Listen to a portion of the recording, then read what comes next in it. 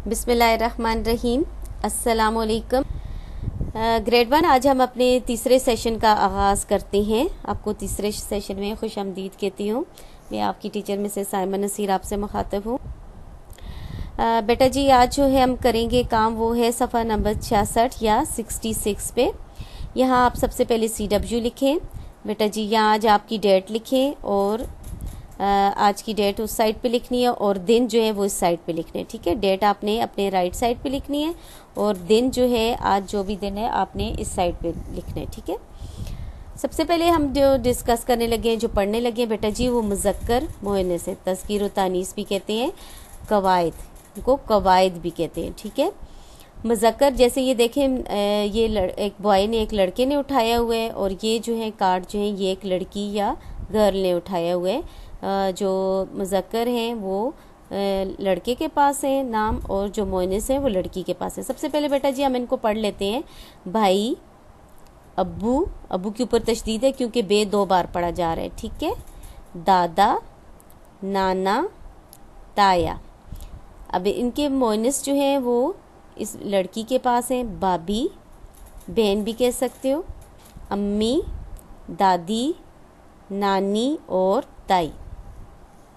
ठीक है, ये आपके मुज़क्कर हैं, ये मुअन्नस हैं। ये काम आपने अपनी नोटबुक पे करना है। एक साइड पे आपने मुज़क्कर लिखने हैं और एक साइड पे आपने मुअन्नस लिखने हैं।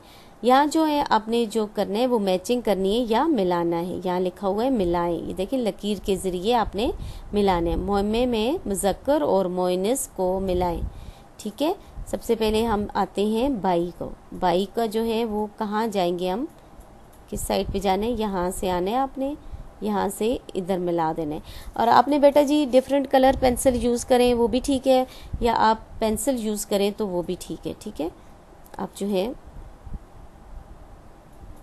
पेंसिल भी यूज़ कर सकते हो और आप पेन भी यूज़ कर सकते, कलर पेंसिल भी यूज़ कर सकते हो। ठीक है, ये भाई आपने यहाँ से आके इस साइड से आके और यहाँ भाभी से मिला देना है। इसी तरह नानी है, नानी को नाना अबू से मिलाना है। आप यहाँ से आके यहाँ से, या आप सीधे भी आ सकते हो, यहाँ से सीधे आके ये मिलाना है नाना।